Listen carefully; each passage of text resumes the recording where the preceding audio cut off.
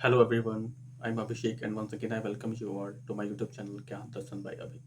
तो पिछले वीडियोस में हमने रेवोल्यूशनरी एक्टिविटीज़ को पढ़ा। ठीक है, आज के इस वीडियो में हम लोग डिस्कस करेंगे आपका साइमन कमीशन। ठीक है, तो साइमन कमीशन जो है वह क्या था। तो साइमन कमीशन एक कॉन्स्टिट्यूशन रिफॉर्म के लिए ब्रिटिश गवर्नमेंट के द्वारा स्थापित एक कमीशन था, जिसका काम यह था कि वह आपका रिकमेंडेशंस करेगा कि जो कॉन्स्टिट्यूशन में क्या क्या रिफॉर्म्स किए जाएँ या किस तरह कॉन्स्टिट्यूशन जो है वह भारत में भारतीयों के लिए बनेगा। ठीक है, तो यहाँ पे क्या होता है कि ये जो कमीशन बनता है इसमें 7 सदस्य होते हैं, लेकिन प्रॉब्लम यह होता है कि जो 7 में से एक भी सदस्य भारतीय नहीं होता है, सभी के सभी यूरोपियंस होते हैं। तो इसी बात का विरोध जो है यहाँ भारत में ऑल पार्टी के द्वारा किया जाता है, जिसमें कि आपका मुस्लिम लीग, कांग्रेस और हिंदू महासभा, ये तीनों पार्टी के द्वारा ज्वाइंटली जो है आपका इस कमीशन का विरोध जो है वो किया जाता है। तो यहाँ पर क्या होता है कि ऑल पार्टी कॉन्फ्रेंस जो है आपका वो किया जाता है 1928 में मोतीलाल नेहरू जी के नेतृत्व में, और यहाँ पर उन्हें एक ये जिम्मेदारी दी जाती है कि वह एक नेहरू रिपोर्ट यहाँ पर एक पब्लिश करेंगे।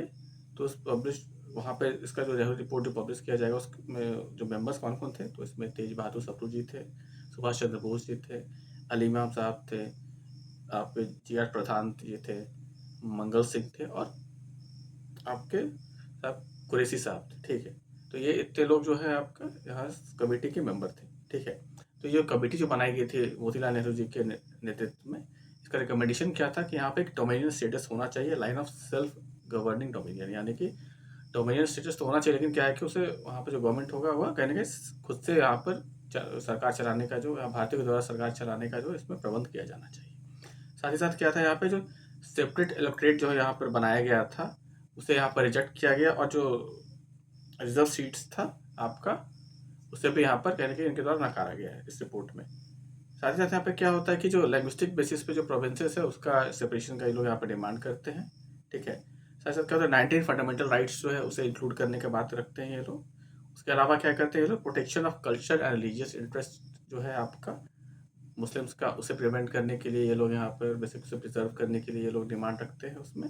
और साथ ही साथ क्या करते हैं, complete dissociation of religious from the state, यानी कि धर्म का जो है आपका किसी भी तरह से गवर्नमेंट में इन्वॉल्वमेंट नहीं होना चाहिए किसी भी तरह रिलीजन से। ठीक है, रिलेटेड इसका आउटकम क्या होता है कि जो सिख और मुस्लिम जो है वह आपका नेहरू रिपोर्ट को रिजेक्ट करते हैं। ठीक है, क्योंकि कहने क्या होता है कि ऑलरेडी रिजर्व जो आपका रिजर्वेशन है या फिर आपका जो सेपरेट इलेक्टोरेट का प्रोविजन जो इनके लिए ऑलरेडी था, तो कहीं ना कहीं इस बात से ये लोग इस वजह से इसका ये लोग विरोध करते हैं। ठीक है, इसके अलावा क्या था, कांग्रेस में ही जो आपका जवाहरलाल नेहरू और सुभाष चंद्र बोस जी जो है ये लोग इसका विरोध करते हैं, क्योंकि ये लोग जो है अब कंप्लीट इंडिपेंडेंस की बात रखते हैं, ना कि डोमिनियन स्टेटस का। ठीक है, तो सुभाष चंद्र बोस और जवाहरलाल नेहरू जो दोनों क्या करते हैं, एक इंडिया लीग का स्थापना करते हैं, और उसमें ये लोग क्या होता है, कंप्लीट इंडिपेंडेंस का डिमांड करते हैं।